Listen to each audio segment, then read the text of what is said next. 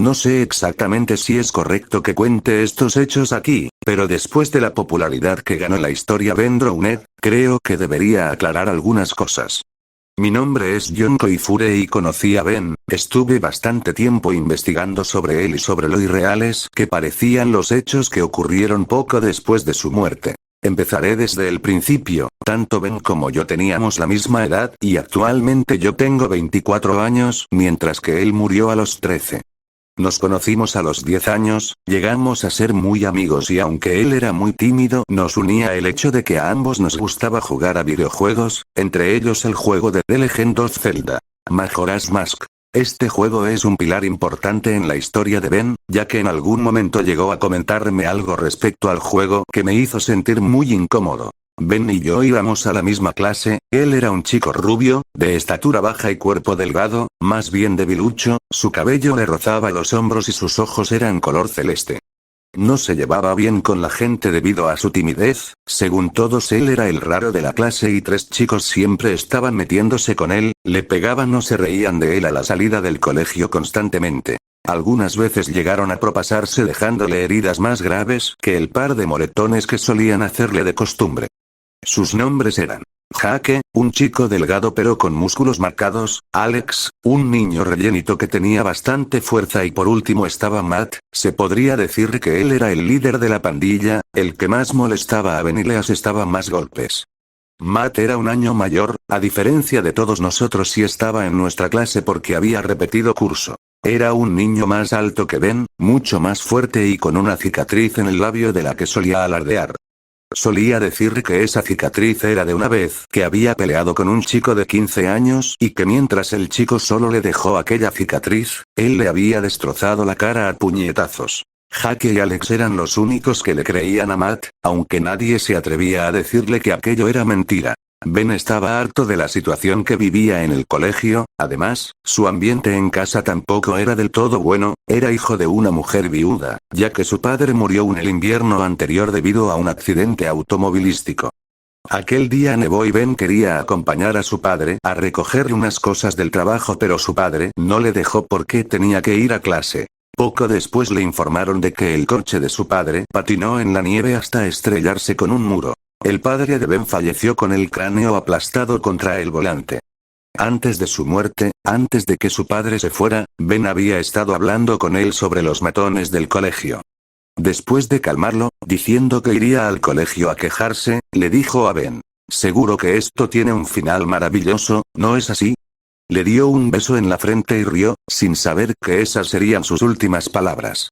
Su madre se quedó sola con él y sus 2 hermanos pequeños y normalmente no estaba en casa porque tenía que trabajar. Los hermanos pequeños de Ben solían quedarse en la escuela hasta las 6 o 7 de la tarde, ya que la escuela hacía también la función de guardería, siempre y cuando los padres pagaran un cargo adicional. Ben, sin embargo, ya era lo suficientemente mayor como para ir a casa y saber cuidar de sí mismo, así que él nunca se quedaba allí. El día que Ben logró ahorrar el dinero suficiente para comprarse el juego de Majora's Mask, fue uno de los pocos que verdaderamente le vi sonreír. Recuerdo perfectamente que íbamos al colegio, de repente sacó el cartucho de su bolsillo y con una gran sonrisa me dijo: «John, mira lo que he conseguido». Me puso muy contento que sonriera, porque nunca lo había visto hacerlo de forma sincera. Honestamente por un momento lo envidié, en mi familia nunca hemos andado sobrados de dinero, así que no pude comprármelo, pero Ben era muy noble y me dijo que me lo dejaría cuando pudiera. Durante esos días, Ben solo me hablaba del juego. Más de una vez me dijo: «Ojalá yo fuera como Link, pudiera ser valiente y enfrentarme a esos matones». En estos casos me incomodaba y no sabía qué decirle.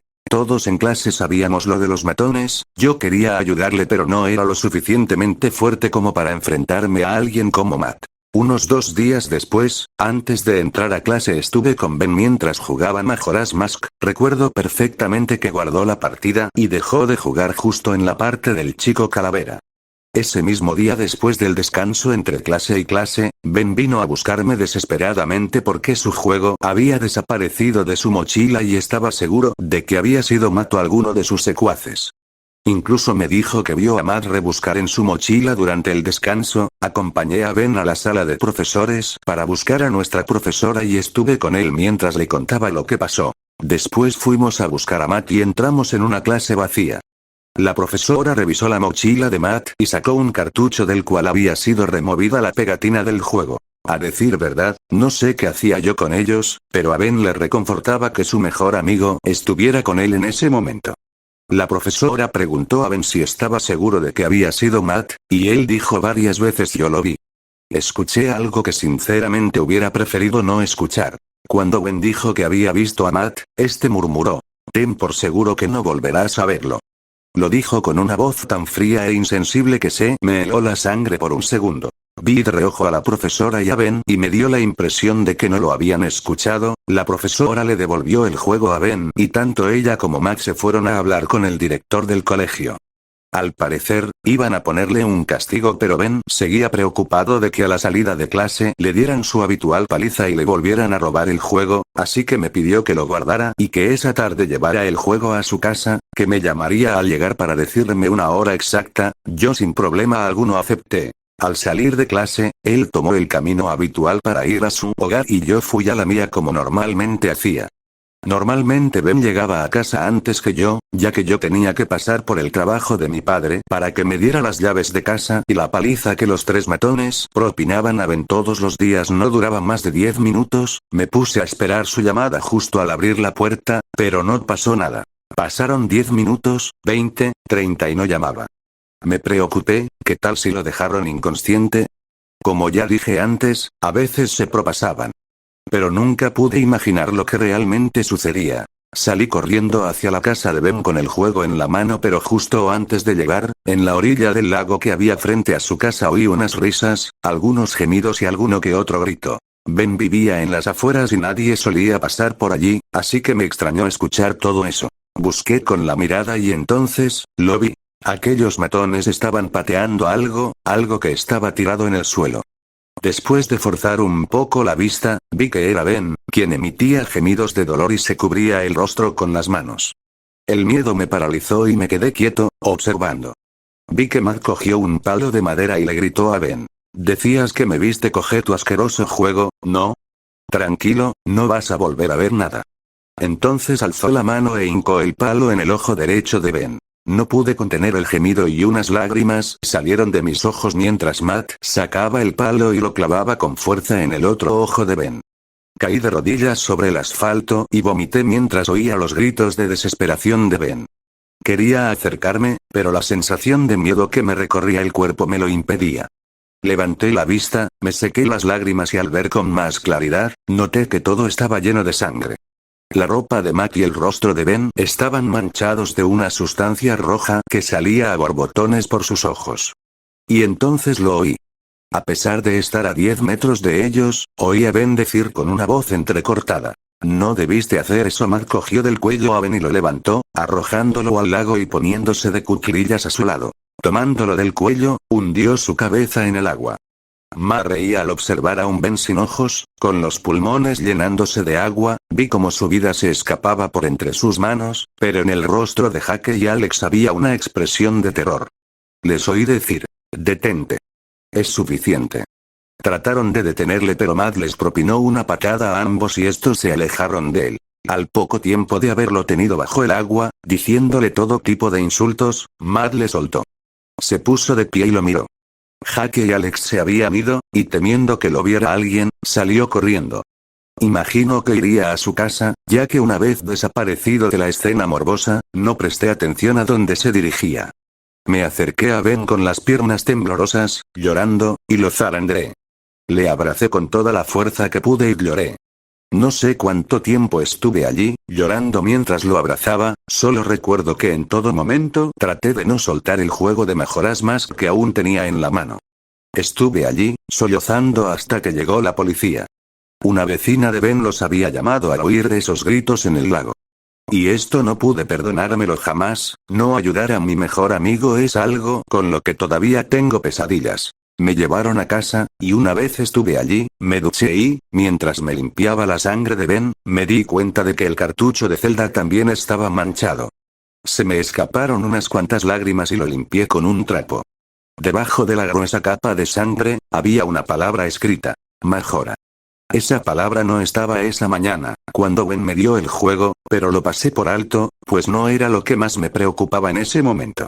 Dejé el juego en la mesita de noche, ya que quería guardar el último recuerdo que tenía de él. Al día siguiente desperté y el juego no estaba en mi mesita, y aunque lo busqué no lo encontré por ningún lado, ni mis padres lo habían visto. No quería pensar mucho en el tema, pero me deprimí más de lo que ya estaba por no guardar ningún recuerdo suyo. Los próximos días estuve todo el día dando declaraciones a la policía sobre lo que ocurrió, lo que no me permitió distraerme sobre Ben y todo lo sucedido. A Matt no le metieron en la cárcel por ser menor de edad, pero planeaban internarlo en un centro de menores. 3 días después, me enteré de su muerte. Decían que los ojos se le salieron de sus cuencas mientras jugaba a un videojuego, The Legend of Zelda. Majora's Mask, y en la televisión salió una foto del cartucho. Una foto del mismo cartucho que desapareció de mi mesita días antes, con las mismas letras escritas en él. Ese cartucho desapareció después del crimen. Al oír esto, un sentimiento de terror y de curiosidad me recorrió el cuerpo. Entonces fue cuando empecé a investigar sobre Ben, y descubrí que tanto Alex como Jake habían muerto de forma similar a Matt. Supe que Ben estaba detrás de todo esto, que tenía ansias de venganza, pero esperaba que fuera a parar tras matar a sus verdugos, aunque para mi desgracia, me equivoqué. Hubo más muertes, gente que no tenía nada que ver con lo sucedido. Luego de un tiempo, la masacre se redujo, ya no se cometían con tanta frecuencia. Logré hablar con gente y me describieron cómo era el juego y en qué se diferenciaba del original. A Ben le gustaba jugar con sus mentes, quería que sintieran miedo. Alguien que tenía el juego, me dejó jugar una vez. Miré la partida vacía. Si no hubiera pasado aquello, mi nombre estaría ahí, y debajo el de Ben. Conforme pasaban las pantallas, me di cuenta de que en una parte decía: encontraste un final terrible, ¿no es así?